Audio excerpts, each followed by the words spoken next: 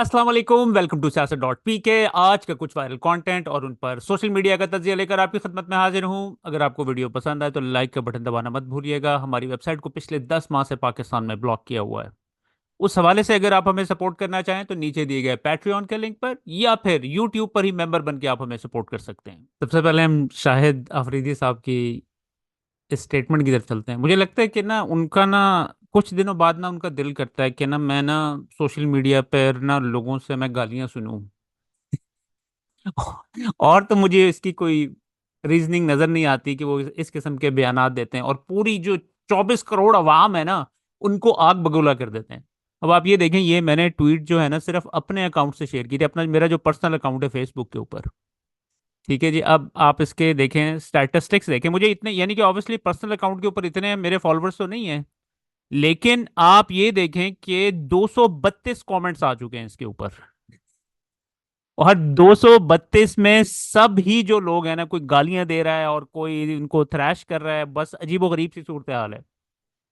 कहते हैं social media को इस्तेमाल करने के लिए तालीम दरकार है। माशाल्लाह, मुल्क में ऐसे शहर भी हैं जहां सोशल मीडिया पहले और तालीम बाद में पहुंची। ठीक है, अब माशाल्लाह इनकी अपनी खुद की तालीम पता है कितनी है। ये 16 साल की उम्र में इन्होंने क्रिकेट खेलना स्टार्ट कर दी थी।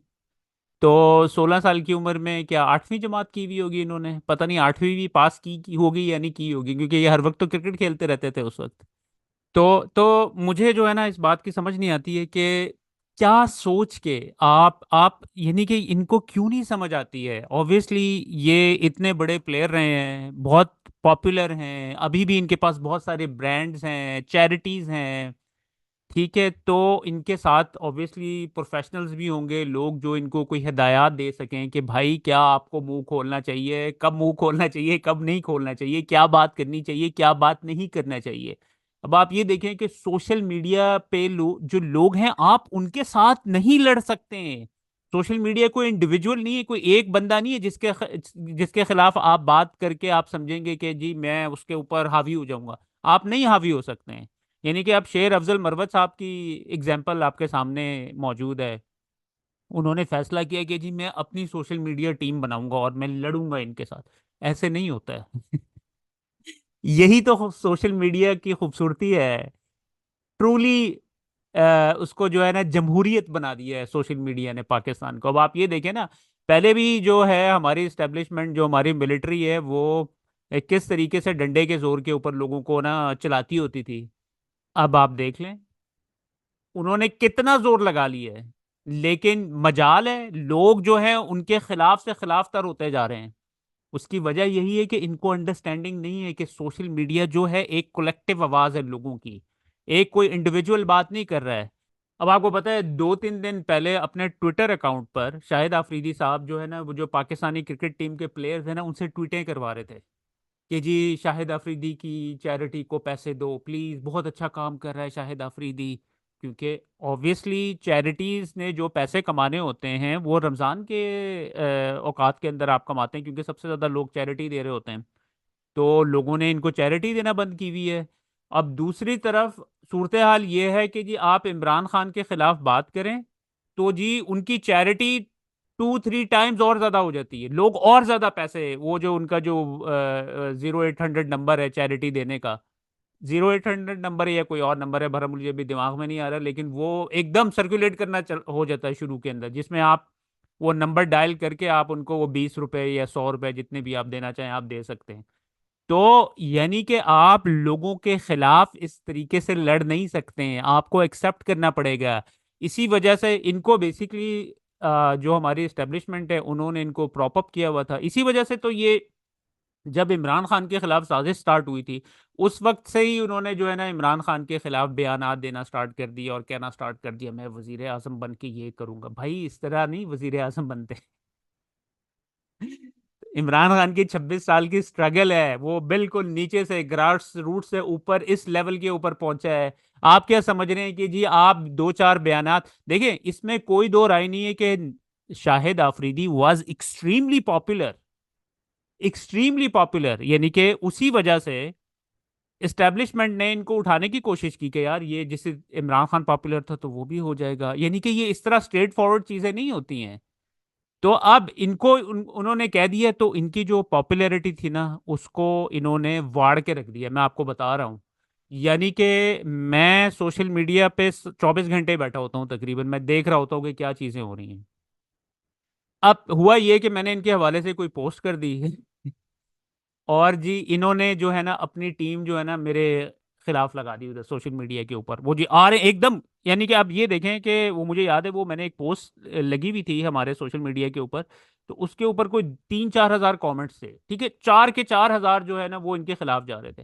फिर क्या हुआ, एक सर्टेन आवर आया जिसमें एकदम फ्लड हुए कमेंट्स, जिसमें कोई कोई 15-16-20 के करीब ना एकदम शाहिद अफरीदी की फेवर में कमेंट्स आए। और फिर उन कमेंट्स के ऊपर मैंने जाके देखा तो पता चला जी वो कमेंट्स जो है ना वो ऐसी आईडी से आ रहे हैं जिनके कोई फॉलोअर्स नहीं है, जिनके कोई फ्रेंड्स नहीं हैं, और वो बिल्कुल नई आईडीज बनी हुई हैं। तो इस तरीके से ये जो है सोशल मीडिया को टैकल करने की कोशिश कर रहे हैं। इस तरीके से आप सोशल मीडिया को टैकल नहीं कर सकते हैं। उसके बाद ऑब्वियसली ये पिछले एक हफ्ते से ये शाहिद अफरीदी वाला इशू चल रहा है। इस हवाले से हसन निसार साहब कहते हैं 1,001 शाहिद अफरीदी इमरान खान का तोड़ नहीं हो सकते। यानी कि यार हर आम बंदे को इस चीज़ की कॉमन सेंस है, लेकिन शाहिद अफरीदी साहब को नहीं समझ आ रही है अभी शायद तक। आफरीदी के जरिए इमरान खान और तहरीक इंसाफ का साथ तोड़ना मुमकिन होगा। और मैं अमन आप बड़ी अजीबोगरीब बात आपने की है, बहुत ही मासूमाना बात है। सवाल ही नहीं पैदा होता 1,001 शाहिद आफरीदी। इमरान कल्ट की उसकी उसका बैकग्राउंड की सूरत वो टोटली डिफरेंट है। शायद अफरीदी वो मटेरियल है ही नहीं। मुझे क्रिकेट का सच्ची बात है ना, मुझे दिलचस्पी है ना, मुझे क्रिकेटर से कोई लेना देना है, किसी के साथ जाती प्यार मोहब्बत वो डिफरेंट बात है। मुझे क्रिकेटेरिया मेरे करीब से नहीं गुजरा, लेकिन शायद अफरीदी की तो प्रेजेंस सवाल ही नहीं पैदा, सवाल ही नहीं पैदा होता। हाँ, आप अगर कोई जोकरों की तरह कोई मजाक करना चाहे, वो इस तरह का काम करना चाहे तो उस पर कोई पाबंदी नहीं है, लेकिन सार तो सवाल नहीं पैदा। कायदे आजम मोहम्मद अली जिन्ना के बाद जुल्फकार अली भुट्टो, उसके बाद तीसरा अगर कोई कल्ट आया है सामने तो नवाज शरीफ तो बेचारा जहालत की पैदावार, मतलब और बेशुमार कारोबार अबलाइज करना, मेरिट को पामाल करके अपने बंदों को प्रमोट करना, प्लॉटों की तकसीम, ये सारा गंद बला ये तो इन्होंने पैदा किया है। तो कायदे आजम मोहम्मद अली जिन्ना तो जाहिर है बानी है। उसके बाद जुल्फकार अली भुट्टो तीसरा बंदा अगर कोई है, कोई तो इमरान शायद आप रीति बेचारा तो वही तो, मुझे पता नहीं, बतौर करेक्टर वो बहुत अच्छा होगा, बाकी तो वो एड्स वैड्स में नजर आने में तो काफी। इसी हवाले से अब आप देखें कि आपको याद होगा कि कल चीफ जस्टिस साहब ने भी इसी किस्म के कमेंट्स दिए हैं कि जी सोशल मीडिया ने जो है ना बहुत तंग करके रखा हुआ है उन्हें।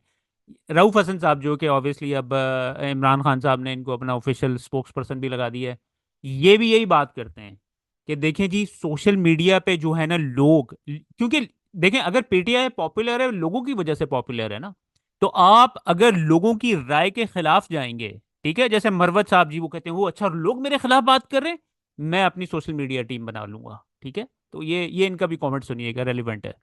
कर रहे हैं वो देखते हैं क्या करते हैं, क्योंकि प्रेशर्स तो हर इंस्टीट्यूशन के ऊपर है। कल जो हाल हुआ हुआ था चीफ जस्टिस साहब का, जैसे कि वो तावीलें दे रहे थे जो अपने आप को जस्टिफाई कर रहे थे, तो अंडर प्रेशर ही बात कर रहे हैं ना। हर इंस्टीट्यूशन के ऊपर प्रेशर है, पॉलिटिकल पार्टीज के ऊपर प्रेशर है। हमें पता है कितना प्रेशर है हमारे ऊपर, हमारे अपने लोगों का प्रेशर है, हमारे अपने फॉलोअर्स का प्रेशर है। आज हमें डर ये है कि जी अगर हम एक मतलब एक हाइपोथेटिकल बात कर रहा हूं, वो प्लीज ये ना कीजिएगा कि मैं ये प्रपोज कर रहा हूं, नहीं, अगर आज खुदा न खास्ता कोई बंदा पार्टी में से उठ के ये कहे जी कि हम डील कर लेते हैं, तो वो हमें अपने बंदे नहीं छोड़ेंगे, हमारी टेकाबोती कर देंगे। ये हाल है इस वक्त। उसके बाद शाहीन सरभाई साहब का ये क्लिप जो है सर्कुलेट कर रहा है सोशल मीडिया के ऊपर, और बड़ी शॉकिंग किस्म की खबर देते हैं वो हाफिज साहब, और उनके जो स्पेशल जिसके ऊपर उन्होंने जान निछावर कर रहे हैं, उनको सारी पोस्टें सारे ओहदे उनका बस चले तो कोई ऐसा हुकूमत के अंदर ओहदा ना हो जिसको वो उनके कदमों में ना निछावर कर दें। उनके हवाले से खबरें ये देते हैं कि उनका वो क्या करते रहे हैं पास्ट में और क्या करने जा रहे हैं। जरा सुनिएगा शाहीन साहब भाई साहब को। राना सनाउल्लाह साहब ने ये फरमाया है कि मोहसिन नकवी साहब अगर कोई चाहे तो वजीर आजम भी बन सकते हैं, यानी वो वजीर आला बन चुके और इलीगली वो कितने एक साल पूरा चला चुके, फिर उसके बाद वजीर दाखिला उनको बना दिया गया और उसके बाद पीसीबी का चेयरमैन भी बना दिया गया। अब वो सनाउल्लाह साहब कह रहे हैं कि जो वजीर आला क्यों वजीर आजम भी बन सकते हैं, क्यों ये सारा इनका ये क्या वजह क्या है? वजह ये मैंने कोशिश की है पता करने की। हाफिज जी साहब हमारे जो चेयरमैन आर्मी के चीफ हैं, उनकी और मोहसिन नकवी साहब की दोस्ती है बड़ी पुरानी। और अगर आप ज़रा चेक करें, सन 2021-22 में हाफिज साहब जो थे, आसिम मुनीर साहब, ये गुजरांवाला के कोर कमांडर थे और गुजरांवाला में नई एक THA बनने वाली थी। इनको अंदर की कहानी पता थी कि कहाँ बन रही है, कैसे बन रही है, तो उन्होंने सारी इत्तलात नकवी साहब की कंपनी या उनको या उनकी कंपनियों को या कोई एक उनके एसोसिएट को देते रहे वो, और उनको ये बताते रहे कि जी फलानी जगह जाके और ज़मीनें ख़रीद लो, और उनके लोग पैसे ले जाके ब्रीफ केस में कौड़ियों के लोगों से कहते थे कि जी बेच दो ज़मीन, यहाँ तो कुछ नहीं है, यहाँ क्या होना है, तो वो खरीद के उन्होंने, और फिर वहाँ जब वो DHA बनी तो DHA को करोड़ों के हिसाब से वो बेची गई। तो ये एक कहानी गुजरांवाला की है। गुजरांवाला के लोग ज़रा ये पता करें, और जिन लोगों ने DHA और नकवी साहब को ज़मीनें बेची थी वो जाएं और जाके केस करें उनके ऊपर कि जी हमको धोखा देकर ये ज़मीनें खरीदी गई हैं और ये इसकी कीमत इतनी थी और हमें इतने पैसे दिए गए। एक ये, और दूसरा जो आजकल चल रहा है लाहौर में CBD जो बिजनेस डिस्ट्रिक्ट बन रहा है, बीच लाहौर के अंदर एक पूरा दुबई बनाने का प्रोग्राम उनका है। उसमें भी हाफिज साहब और मोहसिन नकवी साहब मिले हुए हैं। बड़ी कोई 50-50 ऊंची बिल्डिंगें दुबई की तरफ बनेंगी, और मोटरवे, बाईपास, पता नहीं क्या और क्या, दुनिया भर की कंपनी है, और ये वो सब हो रहा है, और किसी को पता नहीं कि ये पैसे कहाँ से आ रहे हैं और कौन लगा रहा है और कौन खरीद रहा है, कौन बेच रहा है, और ये सब हो रहा है। और अभी मरियम नवाज को भी इसका आइडिया नहीं है। जब उनको आइडिया होगा तो वो भी थोड़ा शोर मचाएंगे अभी। तो ये इनकी ये बिजनेस डीलिंग्स हैं जनाब, हाफिज साहब की और मोहसिन नकवी साहब की बड़ी अंदर पक्की करोड़ों अरबों खरबों की डीलिंग्स है। इसलिए वो अगर चाहें तो उनको वज़ीर आज़म भी बना सकते हैं। इस पे मज़ीद मैं भी डिटेल आपको अगली वीडियो में दूंगा इंशाल्लाह।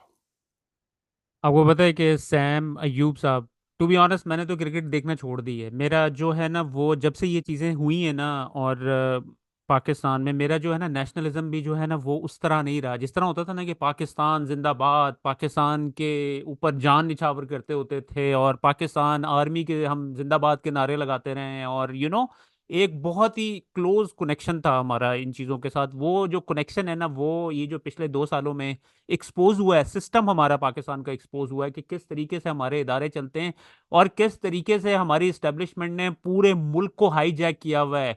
कुछ चंद लोग ऊपर बैठे हुए हैं, और फिर वो आते हैं, बिलियंस ऑफ रुपीस कमाते हैं, डॉलर्स कमाते हैं, और बाहर जाके प्रॉपर्टीज लेते हैं। जो भी आप देख लें, हमारा जो चीफ है, आर्मी चीफ है, जो भी आता है वो पैसे बनाता है और निकल जाता है, गायब हो जाता है पाकिस्तान से।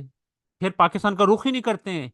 यानी कि लगता है ऐसा है कि वो ये पोस्ट यहाँ पे लेते इसलिए कि यहाँ से जितने पैसे खून निचोड़ सके ना पाकिस्तान का, खून निचोड़ते हैं, और वो फिर बाहर गायब हो जाते हैं। अब वो खून निचोड़ना, खून भी एक हद तक ही है ना पाकिस्तान के अंदर। अब वो पाकिस्तान का जो खून है वो आखिरी उसके ऊपर चल रहा है, यानी कि थोड़ा बहुत बचा है, और वो पता नहीं कितनी देर तक सरवाइव कर सकेगा।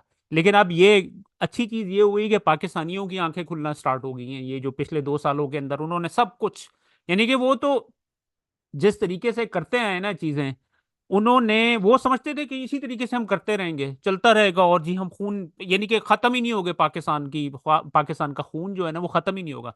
हम निचोड़ते रहेंगे, हम रिच होते रहेंगे, और बिलियंस ऑफ रुपीस की, बिलियंस ऑफ डॉलर्स की, $100 बिलियन की, वो 2008 में इनकी जो इस्टेब्लिशमेंट की जो वर्थ थी ना, $100 बिलियन की इन्होंने बिजनेसेस एम्पायर जो खड़ी की हुई है। ठीक है, अब आप अंदाजा करें कि दुनिया के किसी मुल्क में भी नहीं होगा।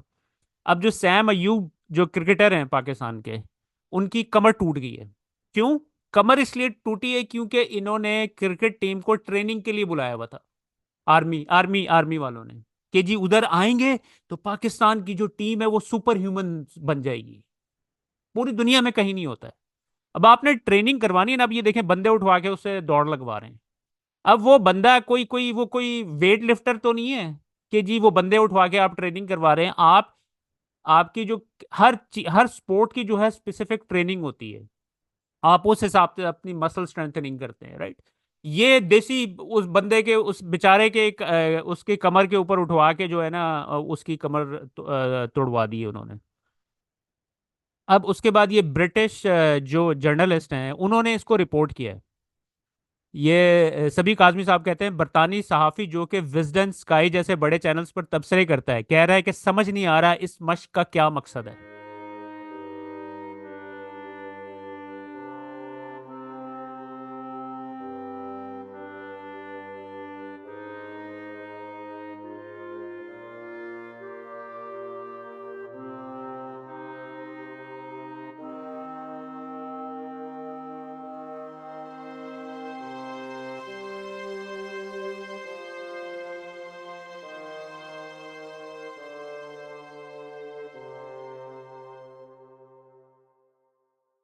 दूसरी जानिब जो नून लीगी हैं, अ, दूसरी जानिब जो नून लीगी पॉलिटिशियंस हैं उनकी, अब आप अंदाज़ा करें, इस बात से अंदाज़ा करें कि ये एक राना सनाउल्लाह ने स्टेटमेंट दी थी आज से तकरीबन 2 हफ्ते पहले।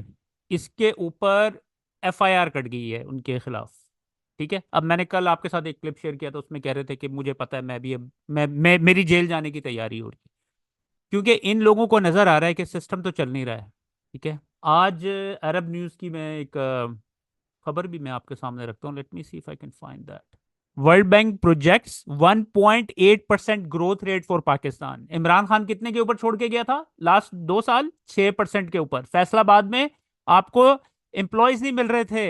इस सिचुएशन के ऊपर उसकी हुकूमत खत्म की है, पाकिस्तान के तबाही के दहाने पे खड़ा कर दिया। अब आप अंदाजा करें, 24 करोड़ इस मुल्क की आबादी है, जिसमें से 40% लोग पॉवर्टी लाइन से नीचे चले गए हैं, जिनके पास खाने के पैसे नहीं है। ये इस सिचुएशन के ऊपर इन्होंने इस मुल्क को पहुंचा दिया है।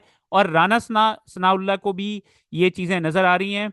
और अब उन्होंने जो है ना इमरान खान की फेवर के अंदर, हुकूमत की फेवर के अंदर जो है ना स्टेटमेंटें देना स्टार्ट कर दी हैं। कहते हैं हुकूमत बनाना इमरान खान का हक है, वो बना लें हुकूमत, आज भी इनको दावत है। उसके बाद मैं ये जो है ना क्लिप आपके सामने रखता हूँ, लेकिन मैं ना आपके सामने पहले जो है ना स्टेटमेंट्स रख देता हूँ जावेद लतीफ़ साहब की, और फिर उसके बाद जो इनकी जो स्टेटमेंट्स हैं ना उनकी कंपाइलेशन आपके सामने रखूंगा। जावेद लतीफ़ साहब कहते हैं मैं तो सच कहूंगा, नताइज बदले गए और हमारी हुकूमत बनवाई गई, हमारे पास तो अक्सरियत ही नहीं थी। उसके बाद फहद हुसैन साहब जो कि ऑब्वियसली बड़े क्लोज समझे जाते हैं नून लीग के, और उन्होंने जब ये इमरान खान की हुकूमत रिमूव हुई थी तो इनका बड़ा अहम किरदार था प्रोपेगेंडा करने में। तो वो कहते हैं हकीकत ये है कि नून लीग ने फैसला किया है कि अपने बयानिए से हटकर अब इस्टेब्लिशमेंट के साथ मिलकर हुकूमत करनी है, जिसके जरिए इनकी कोशिश क्या है कि अपनी बची हुई साख को बेहतर कर लें। मगर सबसे बड़ा सवाल ये है, क्या वो ऐसा कर सकते हैं? क्योंकि इमरान खान जेल में बैठकर बड़े ही हो रहे हैं, छोटे नहीं हो रहे हैं। ये बात फहद हुसैन हकीकत है कि हमारे पास जो 8 फरवरी के नताइज थे उसके मुताबिक अक्सरियती जमात हम नहीं हैं। मगर जब मुस्लिम लीग नून ने ये बात कही कि हम हुकूमत नहीं बनाना चाहते, जिसके पास अक्सरियत है वो हुकूमत बनाए, तो जिसकी वजह से पाकिस्तान जो है आए रोज़ गर्दाब में फंसता जा रहा है। और बदकिस्मती ये है कि कोई अगर बात कह दे तो फिर फहद हुसैन साहब जैसे सवाल उठाते हैं कि आपको परेशानी क्या है। तो फिर मुझे ये बताएं कि क्या मैं पाकिस्तानी नहीं हूँ, और क्या फिर आज मैं सच्ची बात अगर नहीं कहूँगा तो फिर मैं सच्चा सियासी वर्कर नहीं हूँ, और अगर कहूँगा तो फिर लोग उसको सुनेंगे भी। रियलिटी ये है कि पीएमएलएन ने ये दानिस्ता तौर पर फैसला किया है कि हमने अपने बयानिए को साइड पर कर कर एस्टैब्लिशमेंट के साथ मिलकर हुकूमत करनी है। उसके पीछे क्या लॉजिक है, लॉजिक यही है कि अगर हम हुकूमत में आते हैं, जैसे तैसे भी आए हैं, हम इन 5 साल को इस्तेमाल करके अपनी सियासी साख को किसी तरीके से जो खोई हुई साख है उसको वापस लें। That's a big question. क्या वो कर सकते हैं? ये एक बहुत बड़ा सवाल है। इमरान खान साहब जेल में बैठ के बड़े ही हो रहे हैं, छोटे नहीं हो रहे। लेकिन मुझे तो इसमें कोई शक नहीं है कि जो बंदे हारे हैं बिल्कुल सही हारे हैं, और उन्हें इस बात का गिला नहीं करना चाहिए कि जी हम हारे क्यों हैं। अलबत्ता ये को कह सकता है कि मुझे जितवाया क्यों नहीं गया, इस बात का को गिला अगर करे तो वो मानी जा सकती है। बाकी पीएमएलएन के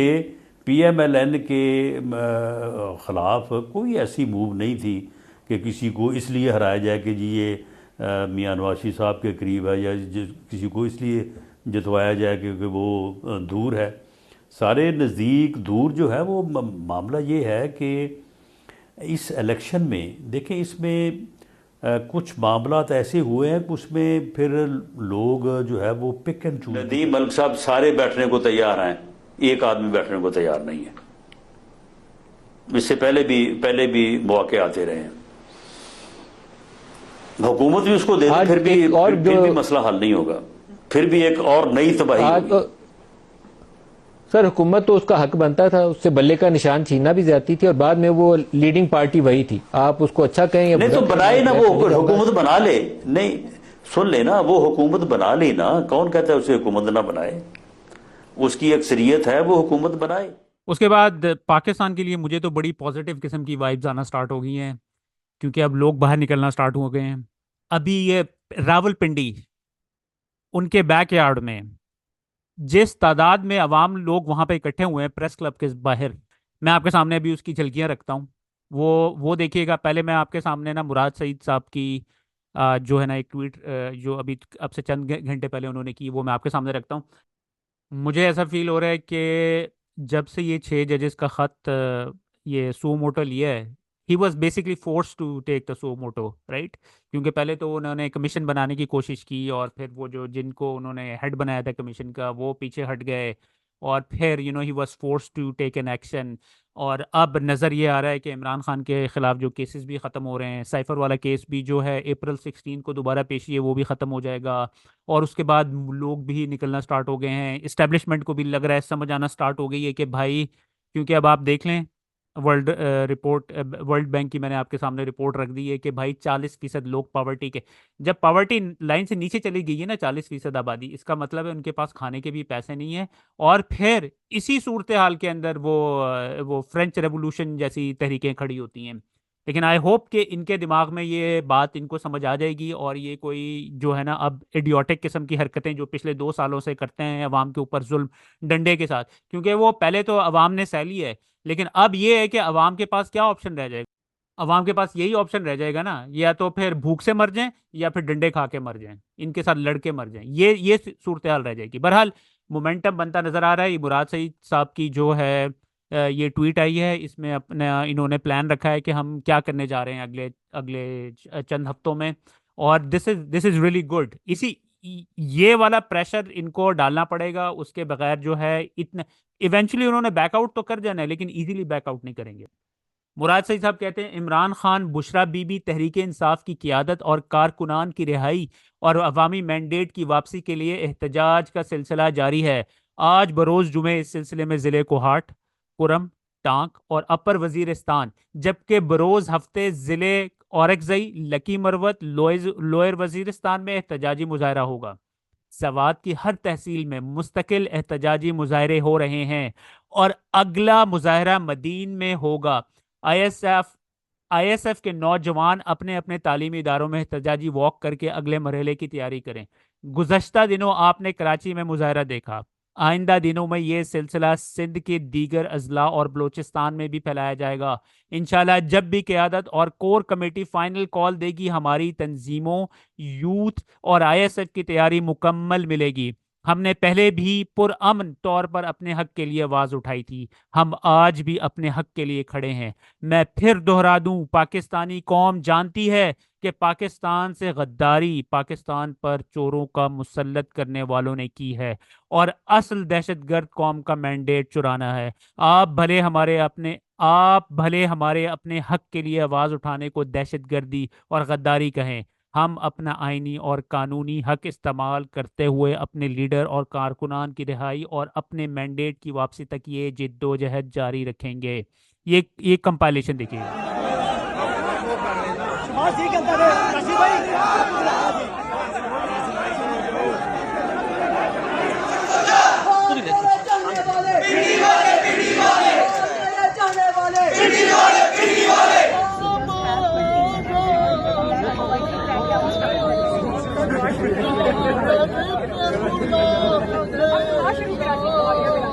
तुझे अपने महबूब की मोहब्बत का वास्ता, या अल्लाह मेरे खान की हिफाजत फरमाना, या अल्लाह मेरे खान के चाहने वालों की हिफाजत फरमाना, या अल्लाह मेरे खान की बहनों की हिफाजत, या अल्लाह मेरे खान के मौला करीम जितने भी टाइगर हैं उनकी हिफाजत फरमा, या अल्लाह पाकिस्तान को बचा ले इस जालिमों से, या अल्लाह पाकिस्तान को बचा ले इन डाकू से, या अल्लाह पाकिस्तान को बचा ले इन मुनाफिकों से।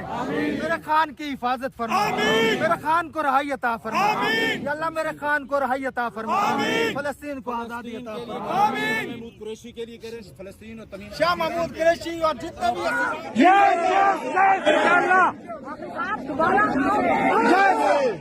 हमें अकेला नहीं छोड़ोगे। आप अगर आज आए हो दोबारा अड्याला के बाहर आओगे, आज हमारा माइक ले ले नहीं फर्क पड़ता, माइक ले ले लाइटें ले ले कोई बात नहीं, लेकिन आपने इमरान खान का साथ नहीं छोड़ना। आपने याद रखना है कि वो जेल में हमने अड्याला में नहीं छोड़ना। कौन निकलेगा इमरान खान के? पूरा पाकिस्तान निकलेगा, पूरा पाकिस्तान निकलेगा इंशाल्लाह। जान भी यहाँ से जब तक इमरान की रिहाई नहीं होती मिट्टी नहीं भूलेगा। कौम की उमंगों की एक्चुअल जो तर्जुमानी है वो इमरान खान साहब ही कर सकते हैं। अदरवाइज देखें, अब आप देख लें जो गज्जा में हो रहा है, कौन उसके ऊपर बात कर रहा है? नून लीग का कोई बंदा उसके ऊपर बात करता है? उसके ऊपर कोई प्रेस कॉन्फ्रेंस करता है? पीपल्स पार्टी के ने तो चले, उनसे तो कोई है ही नहीं ना उम्मीद। जमाते इस्लामी थोड़ा बहुत कर रही है, उन्होंने एक दो एहतजाज बड़े बड़े जो है ना उन्होंने किए हैं, लेकिन उनकी वैल्यू इसलिए ज़्यादा नहीं है क्योंकि वो छोटी पार्टी हैं। लेकिन अब इमरान खान आज जेल में उन्होंने ये स्टेटमेंट जारी की है, मैं गज्जा में इसराइल के हाथों जारी कत्लेआम जिसमें अब तक 40,000 से जायद बेगुनाह फ़लस्तीनी शहीद, जबकि बहुत सौ को जानबूझकर भूख का शिकार करके मौत के घाट उतारा जा रहा है। शदीद तरीन अल्फाज में मुसलसल मजम्मत करता आया हूँ। इस बाब में मुस्लिम क़यादत एक कदम आगे बढ़कर एक मुअस्सर किरदार अदा करे, क्योंकि गज़ा के बाशिंदे मुस्लिम उम्मा से अपनी उम्मीदें वाबस्ता किए हुए हैं कि वो इस वहशत और बर्बरियत के ख़िलाफ़ आवाज़ उठाएं और इक़दाम करें। कैन यू इमेजिन कि अगर हमारे इमरान खान की इतना मैसिव इम्पैक्ट होना था जिसकी कोई इंतहा नहीं है। अब आप देखें ना, सऊदीज़ तो बैठे हुए हैं, सऊदीज़ को समझा जाता है कि वो जी कैपिटल है मुस्लिम्स का, लेकिन वहाँ से तो वो तो बिल्कुल अपने जो है ना अपनी जो लिप्स हैं उन्होंने सील किए हुए हैं। बेशर्मी की इंतहा है। आजम सवाती साहब कहते हैं, बंदियाल को कहा था जो आग मेरे बेडरूम तक पहुंची है कहीं वो जजों के बेडरूम तक ना पहुंच जाए।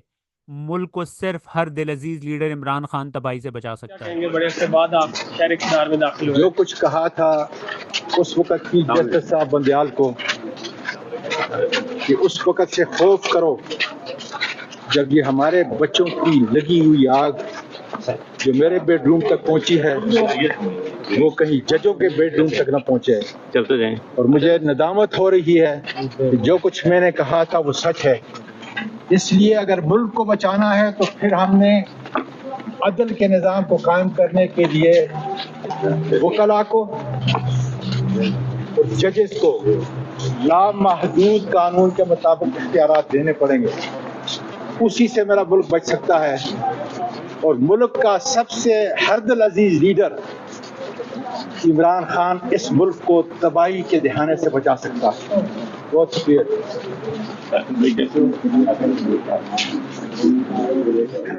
ले जी, मलकू ने इमरान खान के हवाले से ईद पर जो है ना एक स्पेशल नगमा जारी कर दिया। ये भी चंद सेकंड्स का क्लिप है, ये भी देखिए। तेरे तो बगैर खाना ईद केड़ी दे, जेल च भी रह के खाना होगी तेरी जीते। हाय रोंदियां भैणा ने, रोंदियां मावां ने, तेरे तो बगैर खाना, तेरे तो बगैर। अतर काज़मी साहब कहते हैं इमरान खान जिस तरह की सियासत कर रहे हैं हमने अपनी जिंदगियों में पहले नहीं देखी। वो जेल में बैठकर मुज़ाहमत कर रहे हैं। इमरान खान जेल के अंदर हो या बाहर, इमरान खान का खौफ इस हुकूमत पर रहेगा। इमरान खान जिस तरह की सियासत कर रहे हैं ना, वो हमने अपनी जिंदगियों में नहीं देखी। हो सकता है हमारे सीनियर्स ने किसी सियासतदान को इस किस्म की सियासत करते हुए देखा हो। यहाँ पे हमने जो भी देखा है कि जब वो अंदर जाते हैं, बाहर आते हैं और एक खामोशी हो जाती है। लेकिन अभी तक जो उनका मौकिफ है, हो सकता है आप उससे एग्री ना करें, मैं उससे एग्री ना करूं, लेकिन उन्होंने एक बड़ा सख्त मौकिफ लिया है। जिस तरह की मुजामत वो कर रहे हैं, इस सिस्टम ने वो कभी एक्सपीरियंस नहीं की है। अब उस शख्स को अगर आप बाहर रीसेंट पास में हमने नहीं, अपनी जिंदगी में हमने नहीं, मुजीब थे, जुल्फिकार भुट्टो, वो तो देखे ना, फिर वो उस वो बहुत, हमने अपनी जिंदगी में इस तरह की नहीं देखा कि यहाँ पे बयानात भी दिए जाते हैं और जवाब मांगा जाता है जब आप लंदन पहुंचते हैं, उधर से जवाब पहुंच के मांगा जाता है, अब आप जवाब दें, आपने ऐसा क्यों किया। लेकिन जिस तरह की खान साहब कर रहे हैं, जमीन पे रहते हुए और जेल के अंदर होते हुए, और अपने वकला जो है, अपने वकला को जाके कहते हैं कि यार ये मौकिफ अपना, वो कहते हैं आपके साथ मुकदमे चल रहे हैं, वो कहते हैं मेरा मुकदमा है भाई, तुम ये साथ मौकिफ ले लो। अब इससे आप एग्री करें या डिसएग्री करें, तो मेरे ख्याल में खान साहब के होते हुए, चाहे वो जेल के अंदर हो या जेल से बाहर हो, उन्होंने वो जो क्रिएट किया इस हुकूमत के लिए अपना खौफ, वो खौफ इतना ज्यादा इस हुकूमत के अंदर कि वो उनको बाहर आने में सबसे बड़ी रुकावट है। अगर ये बाहर आ गया तो बहुत बड़ा जंग हार न जाए सिपाह कैद में है, गुलाम तख्त पे काबिज हैं, शाह कैद में है। परिंदे इसलिए जिंदां के गिर्द घूमते हैं कि उनकी डार का एक बेगुनाह कैद में है। तेरे हकूक की कोई नहीं जमानत अब, गरीब शहर तेरा खैर खा कैद में है। सुखन की हमको इजाजत न हुक्म देखने का, कलम असीरे सलासल निगाह कैद में है। सवाल कौन उठाएगा मुंसिफों पे हुजूर, बरी हुए सभी मुजरम गवाह कैद में है।